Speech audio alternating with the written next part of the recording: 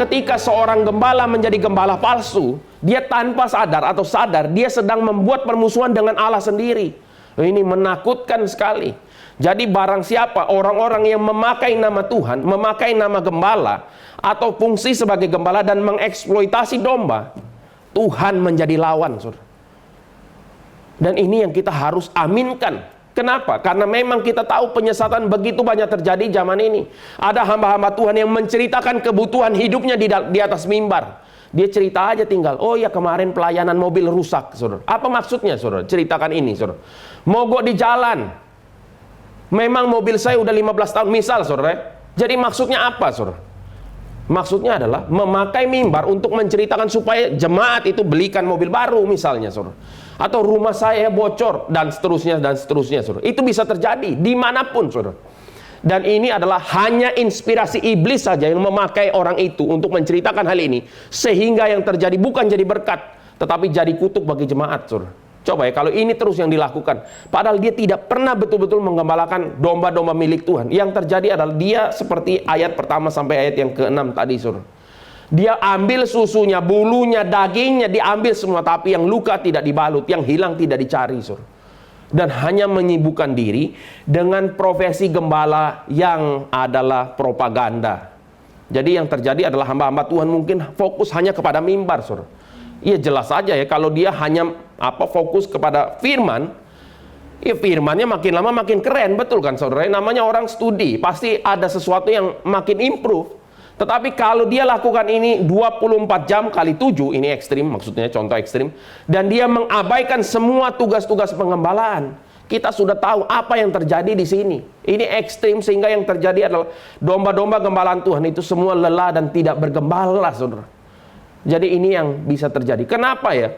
Pelayanan mimbar itu bisa menjadi satu godaan tersendiri, karena itu yang kelihatan.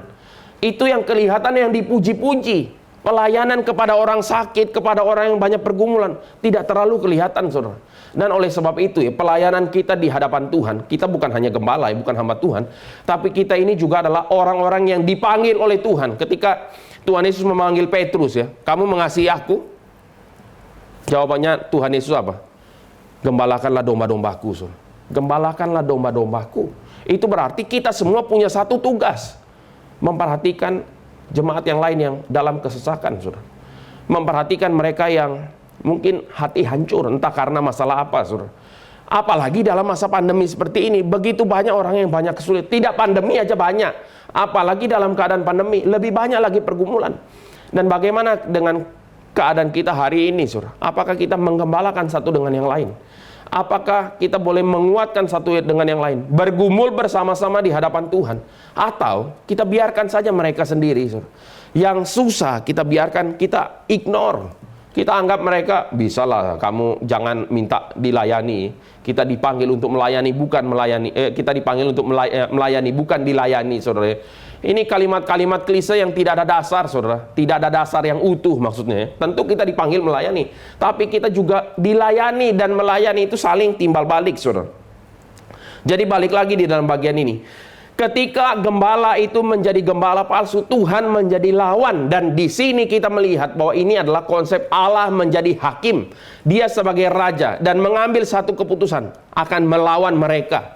Dan gambaran ini juga nanti kita bisa lihat di dalam Matius, ketika Tuhan Yesus mengatakan celakalah ahli-ahli Taurat, orang-orang Farisi. Itu banyak sekali listnya ya, ada 8 kata celaka.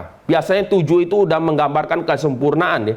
Tapi ini 8 berarti itu keterlaluan apa yang dikerjakan oleh orang Farisi.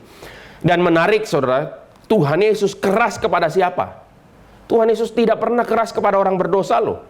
Orang yang kedapatan berzina, apa yang Tuhan Yesus lakukan? Tidak memarahi seperti memarahi orang Farisi.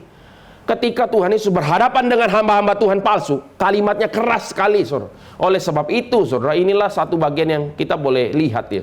Kepada orang-orang yang palsu, Tuhan Yesus selalu keras. Kepada orang-orang yang dalam pergumulan kelemahan, Dia menggembalakan mereka.